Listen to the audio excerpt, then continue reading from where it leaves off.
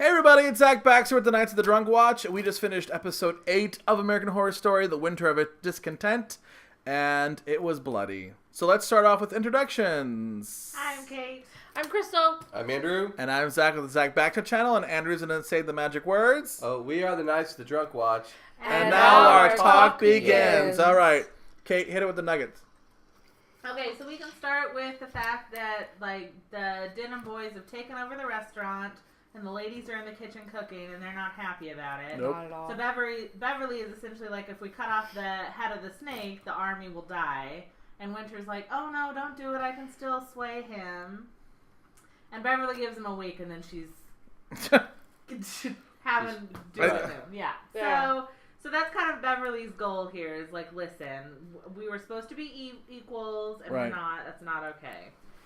So we do get a couple of interesting background, and we'll come back around to Beverly, but we do get some background flashbacks in this episode.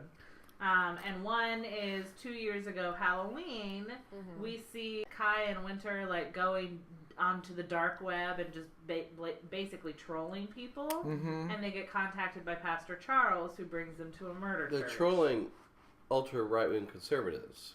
Yes. Right. Yeah, they're just ultra. Yeah, they're just trolling them, and they get brought on by Pastor Charles to bring them to the Danger House. That's not what it was called. No, it's called Murder the House of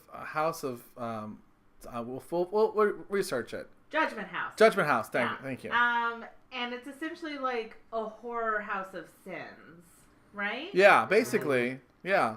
And at one point, they just, Kai and Winter, Kai is like, no, we're saving these people. We're going to kill Pastor Charles instead. And that was when he got his, that was the catalyst for him, him to be culty. Yeah.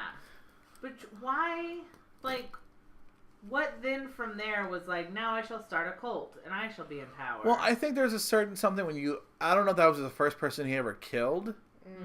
But he also, he took all those people who didn't have power, victims, saved them, and basically convinced them all to do this. Mm-hmm. Right. They said, oh, we're going to call the police. Da-da-da. I said, no, we're going to kill you. And they all went, okay. Yeah, that's good. So he felt empowered, I guess. That was his first taste of power. And maybe blood. Yeah. I mean, they murdered that guy and also several times over. See Winter at his side, he says, what do you think? Let's do this. And she said, yeah, kill the motherfucker. So she seems fully on board with following what Kai says. At this point. At that point. Well, and I think in that situation, because even she, the more you saw both of them go through the whole house, he went into his whole, oh, I'm going to fight and save these people. And she was like, no, let's get the fuck out. Yeah, she wanted to leave. But then he was like, no, we'll save them. And she joined she joined him in saving, even though... I don't know. Yeah. That was rough. Well, I guess it also shows that... Yes, that was rough. It also shows that Winter's not really a leader. Mm-mm. She's just like, let's get the fuck out of here. And well, Kai's that is a natural... reaction. Right. Yeah. But Kai's the one that always wants to stand his ground and make a point, it seems. Mm-hmm. Make a statement. So then the other flashback we got was his introduction to Detective Samuels. Or Detective Ralph. Detective Ralph is what we call him. So if you don't get that reference, you need to watch more Julie Andrews movies of the 1960s. Okay. I was hearing Ralph, and I'm like, you're not saying it right. No, it's Ralph. And if you don't get that, you need to watch more Julie Andrews movies of the 1960s. Basically. Pretty much. So we see Detective Samuels comes across him, and he's selling his brother's drugs from his prescription pad. Mm-hmm. And when the detective wants to be partners with him and says, bring the money to my house, when he brings it by, he's trying to get down with the lady, and it's not working. I just don't get this scenario. If I was a detective and I was crooked and I was going to team up with a drug dealer, my stance would be leave the money outside. Or give him a time. Yeah, or give him a time. Or at the very least, put the money down and get the fuck out. Yeah. Not, let me tell you about my issues, my problems. I can't get it up. Well, it just seems very conversational. If the girl had not escaped, Because he would have gotten it up and gotten it on with her if he was able to choke her. Yeah. That's true. And she was like, I'm out of here. Because otherwise he would have been like, put it down. He would have seen. Now, of course, it's Kai, so who knows what Kai would have done. But a normal, the everyday drug user / cop team up, he would have gone in, put it down, seen that the guy was like, in flagrante, and then put it down and gotten out of there. Right. But Kai just, maybe, if it was the same moment where she rushed out. Still, a normal person probably would have still gone in and said something, but he wouldn't have been like ready to take control over it. I didn't believe the part of Detective Rolfe being deeply intimate with Kai on their second meeting. I didn't either. It didn't make any sense. I mean, he what was connection do you have to deeply him? he gave him some deep, intimate secrets about himself. The only thing I can think is that he caught him in a moment of complete vulnerability. And so... Well, and when his secret self wanted Kai to come on to him. Yeah. Is that what you think it was? I mean, the guy was to the very end. It was a closeted homosexual. Yeah. So do you think so? I okay, that's possible. I didn't read that in the scene. To me, it just felt like a very clunky written character scene where it's like they meet. They butt fucked. Yeah. It just seemed. And then would you let a drug dealer butt fuck you on the second? I don't know. Some people would. Not me. Kate? No. Okay. I just didn't believe the scene. Because we're also assuming if they met at a bar, they were like googly eyes and like. Okay. You're also making an assumption of the timeline. Your assumption that it's linear. This is the first. That the first time we saw them together was the first time, and this was the first time he dropped off money. They could have made friends by then. Because also this episode is 3 weeks past. Yeah. The shooting episode. I don't know. So I think Kai is secretly bisexual. Oh, I don't think it's Kai secret. was the one who said there is no gay and no straight. Yeah, right. I don't He's think pansexual. Fine. Next thing I want to get to that we forgot to talk about in the Nuggets, but we definitely need to bring up is the baby Messiah. Oh God! That they attempted. Attempt. What was that? Well, because did they even get? They didn't even land the plane. To be fair, though, they got all 3 people in the room, and they that's further than I know would have gotten in that weird scenario. I would have just been giggling. I wouldn't have gone. I think that for what is Winter's weird storylines, it's about there? Winter's thing, because Winter is like all about Kai. Yet part of her even though she's a murderer. Part of her knows that Kai, even she knows that Kai is fucked up. Part of her knows this. This is fucked up. The other part of her is like going, no, he's my brother and he's the leader.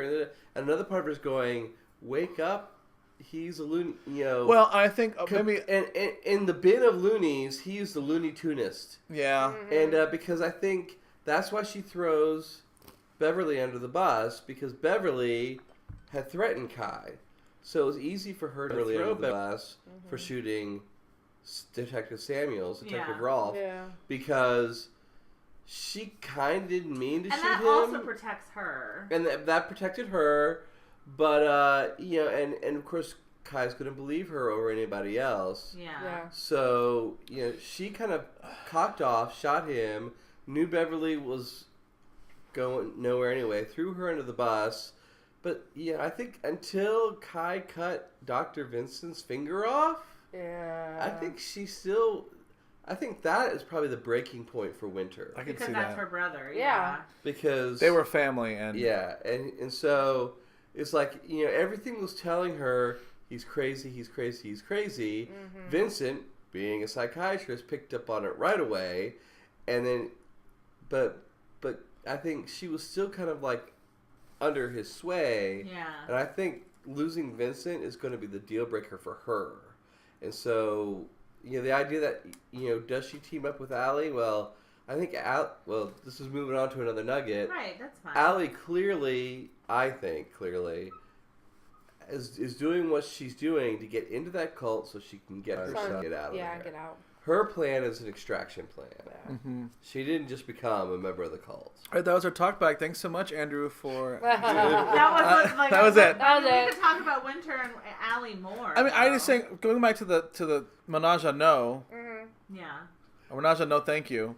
I think menage a na. Menage a na. The menage is not gonna happen. Yeah. Thank you. I think fair. part of it was I think she was playing along.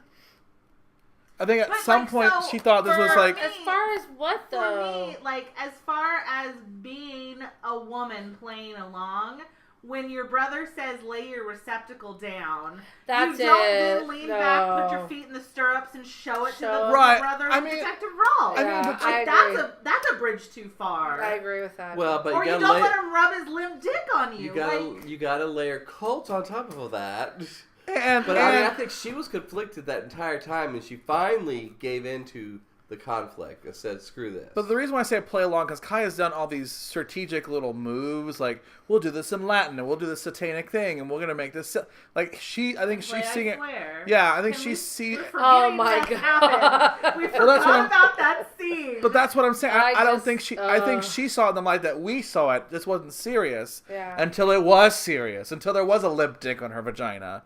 Like I think she thought all this was just a game. Until for, then, for yeah, maybe that for makes her, sense. she could slip out while my brother and Ralph get it on or whatever. You know, I don't know. Margarine. Then. Yeah. And so until it got, I think this episode is of Winter coming to realization of this is now real. It's gone to another level. Yeah. Like before it was just playing and like we're just trolling people on the internet. Yeah. But now people are fucking dying. You just killed our brother. Yeah. And so it's not playing anymore for Winter, I think. Well, yeah, but she's been involved in how many deaths already? So many. Like all of them. Like all of them. Yeah. She was there for the Changs and for the coffin couple. But again, those people maybe, weren't family. yeah, it wasn't. Well, yeah, family. no, you're right. They were family. But I'm just saying, it's like the murder. I mean, it's not that the murder of her brother is going to put her over the edge. The murder of her brother. It's the murder of her brother. Yeah. All right, so we have 2 minutes. We need to discuss Team Allie or Team Winter. Allie. Well, who said that they're going to be the same team? Those aren't opposing teams. I think they're opposing teams. I don't. I do.